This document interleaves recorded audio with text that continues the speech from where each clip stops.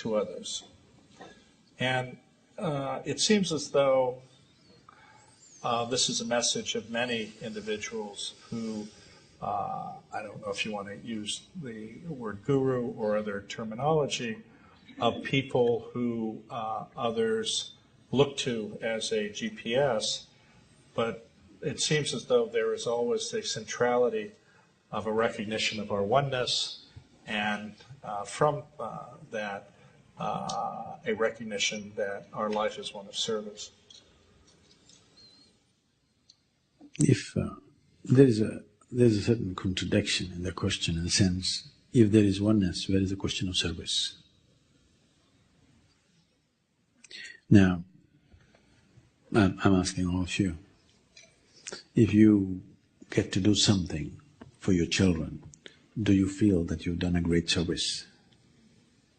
Do you? No. It's a privilege that you have the opportunity to do this.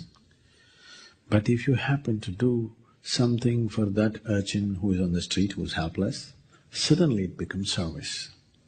Or in other words, when your heart is bereft of love, you can do service. If you have love in your heart, you can never do enough in this life. 2 hands are not enough. This is the experience of every human being, whether you are in love with one person or whatever. Even if you're in love with one person, when you're really in love with one person, these 2 hands are not enough. How much ever you do, it's not enough, isn't it? When there is no love, you keep accounts of all the things that you do, and it's a service. And if you do a lot of service,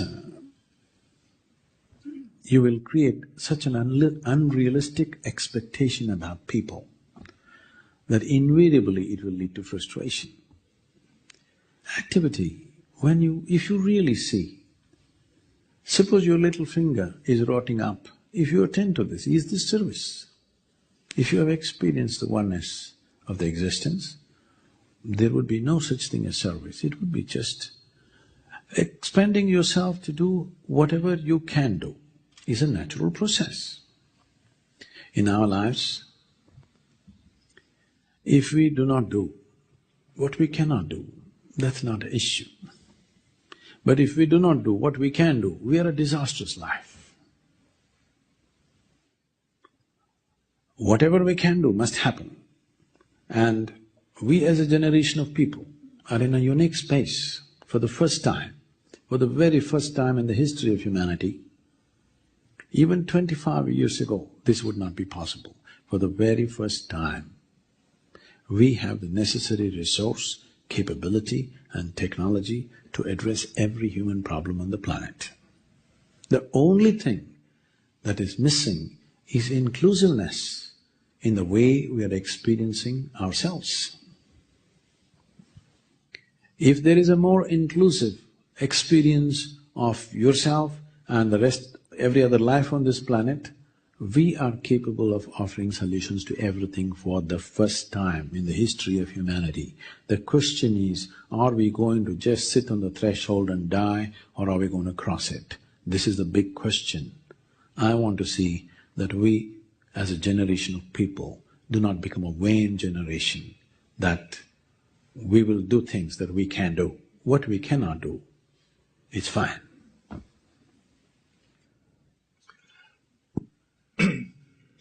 In some ways, this brings up, though, the issue of, as has been quoted, 85 people have more resources in terms of financial capability than 3.5 billion people, which is extraordinary.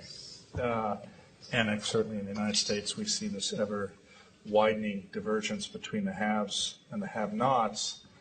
And while I think we would all agree that within ourselves we have the capability to change, or the potential, but why don't we have that, or why does not so many people seemingly have this intent? In fact, as we were discussing, sometimes having more makes individuals want more, not to give more. See, whatever 2 to 5% of the population holding over 80% of the world's wealth, that's what it is. I don't know if that statistic is perfect, but somewhere near that. One thing is, we can see it as a great problem, but I see it as a great possibility. Now you have to change only 2% of the population to transform the world.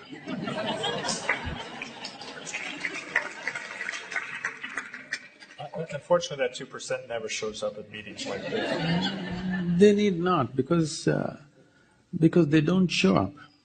Because we have developed this in the world right from the time of Marx, Karl Marx I'm talking about. I'm not supposed to talk about him in the valley, but I'm talking about him. He might have known a lot about economics, but he doesn't know much about human nature. He predicted that the richest countries in the world will take to communism. Just the reverse happened. Wherever the poorest populations are there, they are the ones who fly the red flag even today. Yes? So, poorest talking about communism means those who have nothing to share want to share. Those who have something to share become cautious about this whole thing, naturally. If I have a lot and I say, I want to share it with you, who will suspect me?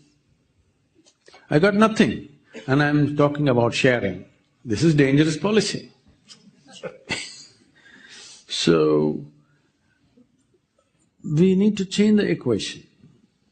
It is not for those who do not have to talk about sharing, because what little they have, they're not willing to share. They're expecting somebody else who have a lot to share. What little they have, they cannot share.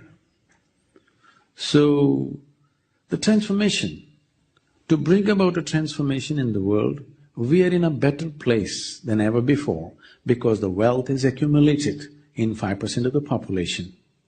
The power has accumulated in the hands of 25 to 30 people in the world. If you transform these 25, 30 people, the world will change. That doesn't look like an impossible thing. But if you tell me you're going to make 7.2 billion people meditate tomorrow morning, I will say that's a hopeless goal. But we want to make 2% of the world to meditate and experience life in a larger way than the way they're experiencing right now. It is for sure a possibility, isn't it?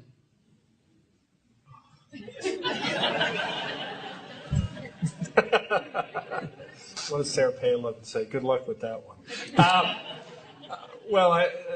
Yes, I certainly appreciate that example, but if we were compared it to a nut, the have-nots have a very thin shell sometimes and are more open to have their shell cracked because they have nothing to lose, while the perception is among these people, I would suggest to you, they have an extraordinarily thick shell, and sometimes even an atom bomb doesn't seem able to crack that shell. So while that may take up 2% of the nuts, and I use that term both literally and figuratively. I must tell you this. I have had the opportunity and the privilege to be among those 2% of the people in the economic forums and various other business situations. And what I found is, at least 90%, 80% of them, let me be critical, 80% of them are fantastic human beings.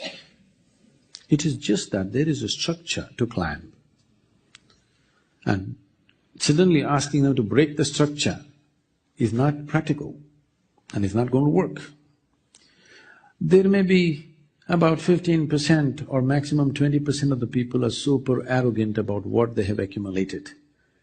But the rest of them, I have always found it's a pleasure to talk to them because they're brilliant people. They're not successful for nothing. They're brilliant people, and believe me, it is not love, it is not compassion, it's not other things which is going to change this world, it's just sense. We just have to have sensible human beings. Sense is what needs to be kindled. If you're sensible, you understand the only way that all of us can live well, the only way we can exist in a certain way on this planet is by doing certain things. This sense is easy to bring into people who have a certain level of intelligence naturally, and they have exercised this intelligence to accumulate, because that is how we have structured the society. Everybody is trying to accumulate, but now we're talking against people who have managed to do it. We have not created a social structure where it's of a different nature. The social structure right from the school is how to be better than the guy who's standing next to you. So those who are successful, we should not resent that ever. It's very important. It is important the success is acknowledged, it is just that we want to make success more universal, not so narrow. There is a saying in the African lore, when the lion feeds, everybody gets to eat, because he doesn't eat everything, okay? He eats select parts, rest others eat anyway. So similarly, this whole economic engine that we have created is of a certain kind, where human consciousness is not shaping the commerce. Commerce is shaping the human consciousness. This is a topsy-turvy way of creating the world. We are bound to pay a huge price for this. It is like if we succeed, we will fail. That's our situation. There's a proverb in India about a classic situation like this, where a man is sitting on the wrong end of the branch and cutting the branch. When he succeeds, he will fail. That is the kind of economic model that we have created.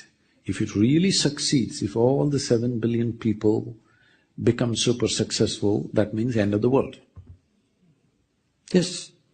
So now, we have to have the courage that we have come this far, we have to have the courage to dismantle something that is successful and remodel this. But we will wait for it to fail and then remodel it, which is a silly way of doing things. We must have the courage to change the model of how we have constructed this world when it's humming with success. Do we have the wisdom and the courage and the consciousness to do this? That's a question. But for that to happen, we don't have to change 7 billion people on the planet. If we change the consciousness and the mindset of 100 people on the planet, it can happen. Easily. I'm not saying it's easy or not. It is a possibility. Between the possibility and the reality, there is always a distance to walk. Do we have the commitment and the courage to walk the distance? That's all the question is. Well, I think that begs the question, who's doing the walking? I mean,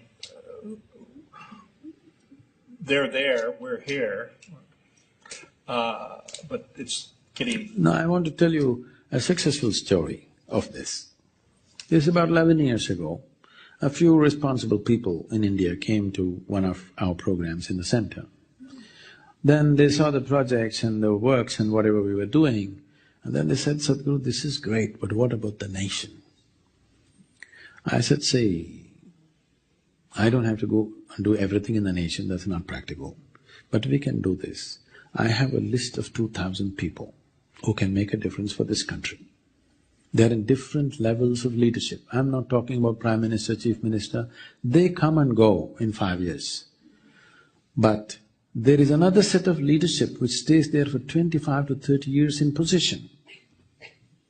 If you transform these 2,000 people, you will see the country will change." They said, 2,000 people, well, I can get all of them, he said. I said, get them. Just get them to me for 4 days. Well, in batches. In 4 years or 5 years, they said they will do it. Now it's almost 11 years, we have touched about 45 to 46% of them. And quietly they're transforming the country, no question about it. There is no fireworks happening, but transformation is like this. When the flower blossoms, there is no band being beaten. It just happens quietly, and it is for sure happening, believe me.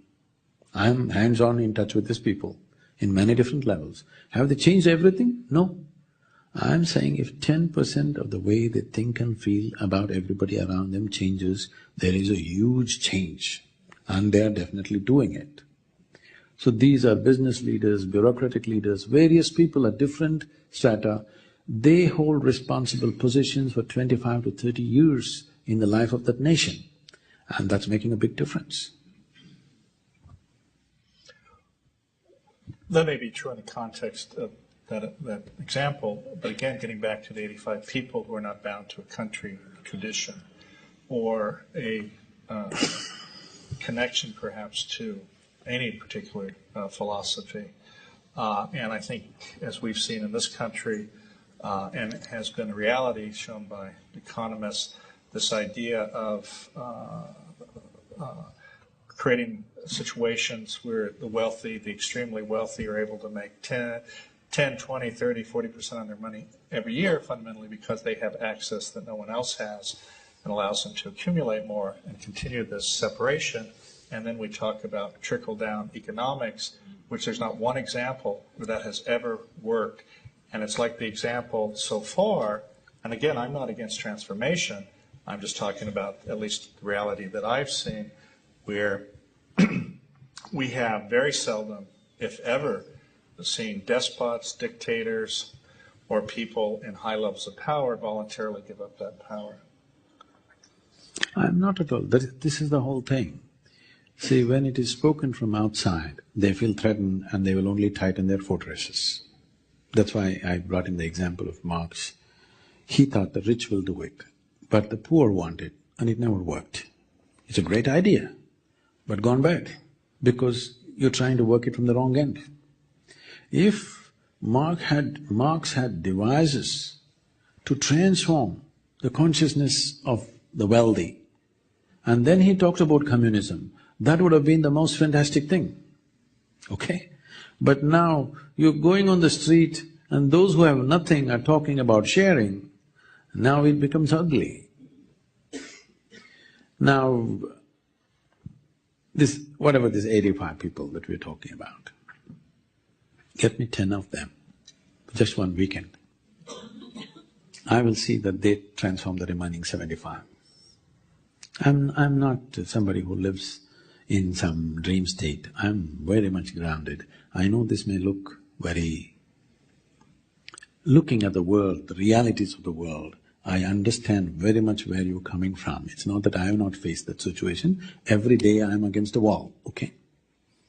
But a wall is not an impossible thing. A wall need not be broken. You can always have the skill to climb across, or you can make the other guy climb across. I totally agree with you. Let me give you an interesting example. I have frequently been asked to speak at Aspen, and typically it's associated with having an event with affluent people.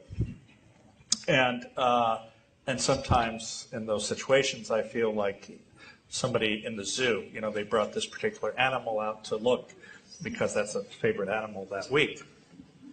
And so I got invited to an event following a talk at an individual's house.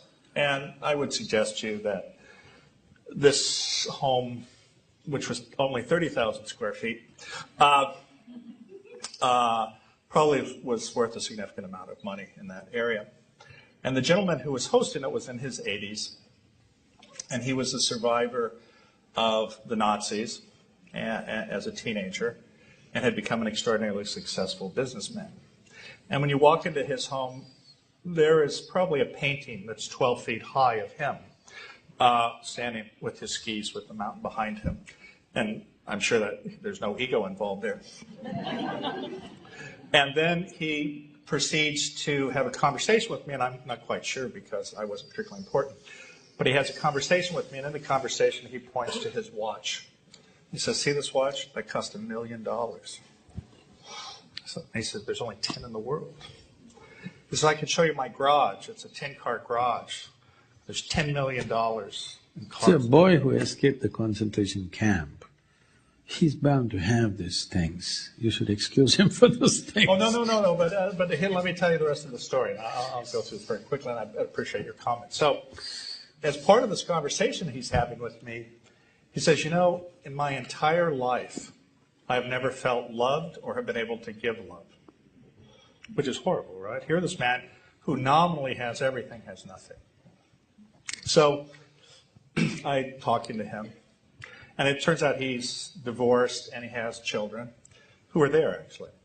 And after this conversation for a while, I say to him, if you meet with me for 1 hour a day for the next 10 days, I will change your entire outlook on life, and you will have love. I guarantee it, just like the Men's Warehouse guy, right? Okay. So do you know his first question is? How much will it cost? So I say this man's worth around $1 billion. I say it'll cost you $100,000 an hour. But I guarantee it. He looks at me for a little bit. He says, how about 50?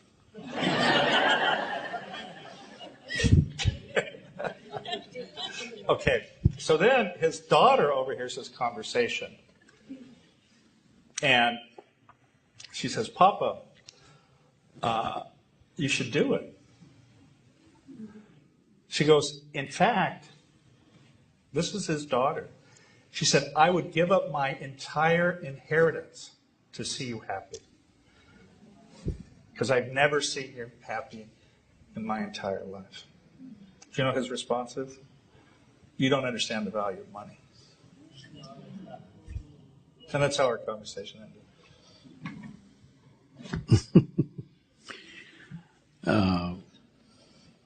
This is... I'm not sure if I could have done it in 10 hours.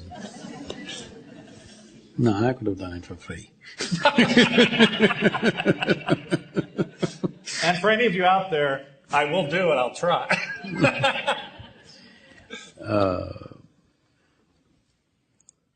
We need to come to terms with this. Today, all of you are here in the United States of America, enjoying the comforts that you're enjoying, with a lot of complaints, of course. Not understanding, at least materially, you are living in the best possible space that you can live in, okay?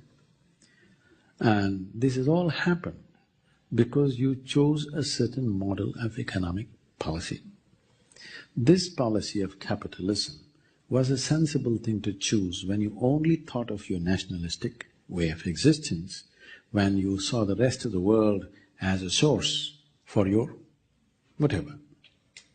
That system will not work in future. It may work for another 25 years. After that, it will not work. We have to rejig this whole thing. But first of all, you must decide whether you want a market economy like this or you want socialism or communism. You must decide. If you go for market economy, some people will race ahead. If you're going to resent them, then you must go for communism. If you go for communism, some people will tell you what to eat, what to wear, where to sit, where not to sit. If that's okay with you, it's fine. I'm saying you cannot choose to go in this direction and long to go in this direction. Every system will have its negativities. But I'm saying right now, because we're talking about transforming the world by transforming an individual human being, I think it's a tremendous possibility right now that the wealth is concentrated in a few individuals' hands. If you transform them, every human being is willing to transform if you approach him properly. For a man who values money so much, whoever the person that you're talking about, because he's come up, you can understand the guy, a young boy who escaped concentration camp and who came to a new place, you know, really a new world literally, and built his life. He thinks in a certain way. He's added up from pennies to $1 billion, okay? From 1 penny, 2 penny, he's come to $1 billion, so that's all he thinks. You shouldn't have talked money to him, if you ask me. You should have offered it to him. If you spend 1 hour with me, I'll give you $100,000.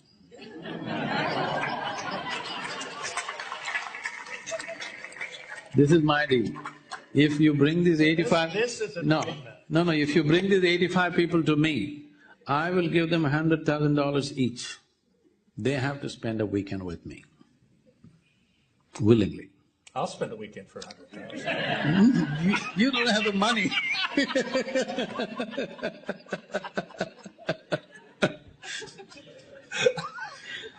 I'm saying you have… Everybody, let's all spend a weekend. You have to do it the way it works. We are living in this world, we have to do it the way it works in this world. People come to me always, even in the foundation, we are a little over 3,600 full-time volunteers and over 3 million part-time volunteers. That's amazing. Complaints and complaints and complaints, every day the number of complaints that I handle, it would kill you, okay? So people come to me and say, Sadhguru, I can't bear with this person, I can't work with this person. I tell them, see, this is the kind of people we have on this planet. If you want to work with ideal people, go to heaven today, leave today. If you want to do some work in this world, these are the people.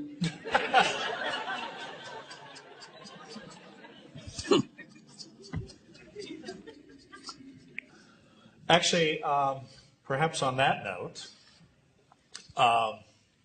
maybe we should open it up to some questions. And there are microphones that are placed. Difficult questions for him, nice questions for me. No, you can ask me any question.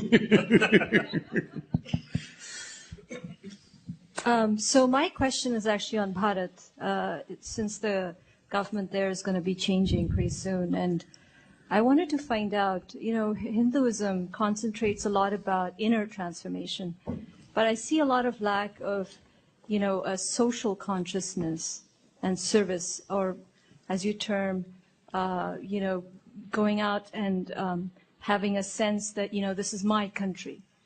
What do you see needs change in India? Why do you think it's lacking? Sorry? Why do you think it's lacking? I think because from early on, from ages… No, not… Why do you come to this conclusion that it's lacking? I see it. No, it's not true. You were looking at it from a… you're trying to put a template, a Western template on India, which we're very proud that we are like a cosmic chaos. You understand? We feel homesick if there's too much order. Do not misunderstand that as lack of, passion for what it is. There's enormous passion. You should see, you just see, there is no other nation where such a large democratic exercise happens the way it happens in India. No other country on the planet can fulfill that, believe me. You should see how it happens. Even the poorest, in the remotest possibility where there's no road or electricity, even there he gets to vote, okay? It's a big thing. Anyway, what is the possibility? The next 5 years, will be scintillating for India, probably 10 years. So, big changes are going to happen for sure, because what has been lacking for India is, an Indian has never been the leader of the country. When I say this, I'm saying our education systems in India have been such, once we get English educated, our brains are in Greenwich Mean Time. Yes. So, there has not been a leadership who understands people the way they are.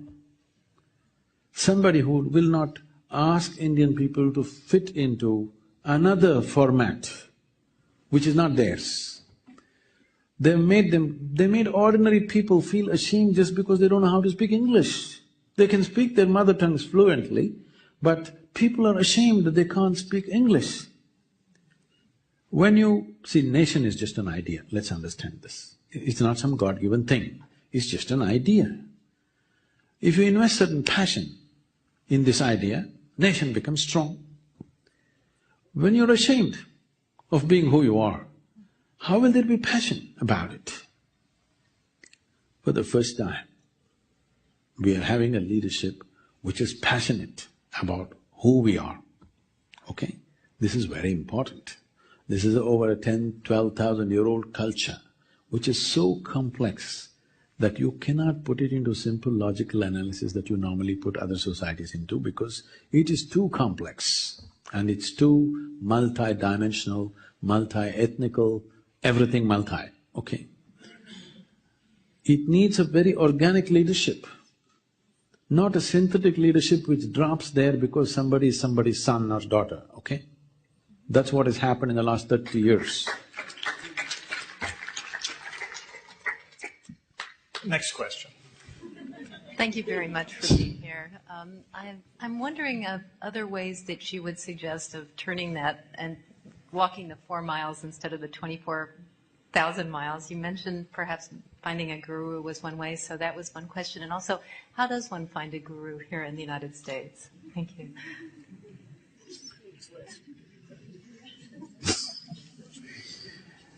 Now, you must understand the basic human predicament. All that you experience, light and darkness, pain and pleasure, agony and ecstasy, whatever, everything that you experience happens within you. Is that so? Do you see me right now? Do you see me right now? Where am I? Use your hands and point out. Ah, you got me all wrong. You know I'm a mystic.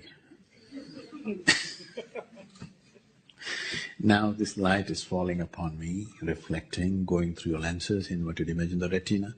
Where do you see me now? Within yourself. Where do you hear me right now? Within yourself. Where have you seen the whole world? Within yourself. Have you ever experienced anything outside of yourself? Your entire experience of life happens only within you. So what is happening within you, to make it happen the way you want it, is not something that's beyond you. It is just that right now all the 5 sense organs, the 5 faculties of perception are all outward bound. If I do this, you can hear this.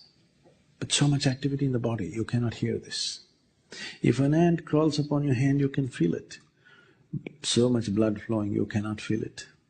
In the very nature of things, sense organs are outward bound because they're instruments of survival.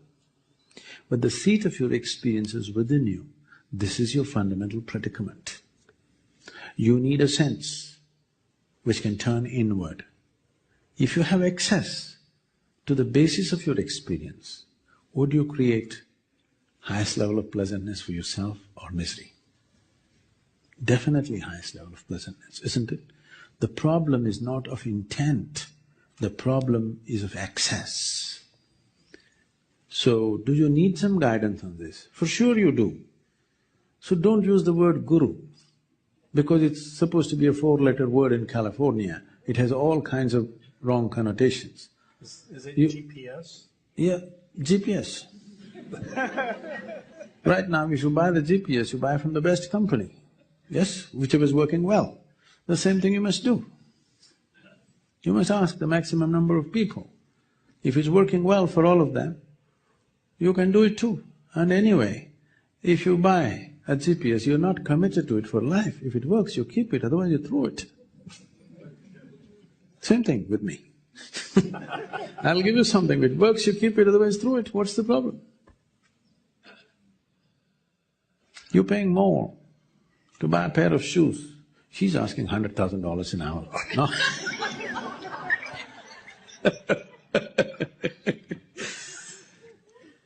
I'm just asking for the costs of the hall and the microphone and the stuff, okay? Because I have produced a huge mass of slaves who are willing to work 7 days of the week, 365 days to provide this for you. You understand? Do not waste their lives, make it happen for yourself. Do what you don't do. I think you must look at yourself very carefully, because the children are picking up everything rapidly and they'll exaggerate everything that you're doing. So, one foremost thing is, at least make yourself in such a way that you would like to be. Somebody may not approve, it doesn't matter.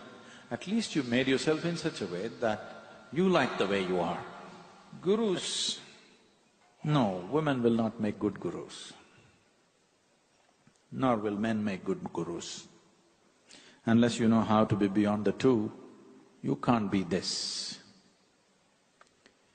If you're a man or a woman, if you're stuck with your gender, then there's no chance of being a guru because you're looking at the mechanics of life in a completely different way. You're just looking at life as life. All the problems on the planet is simply because everybody has their own mission. And these missions are creating variety of conflict. If all of us sit here without any mission, mission means an assumed position of importance and agenda, individual agenda. If all of us can sit here, what is a human being longing for? Every human being. All of you, wherever you are right now, you would like to be little more than what you're right now, isn't it so? Hello? Yes. If that little more happens, what? Little more? If that happens, what? So it looks like in installments you're going towards something. How much more would settle you for good? Let's look at it right now.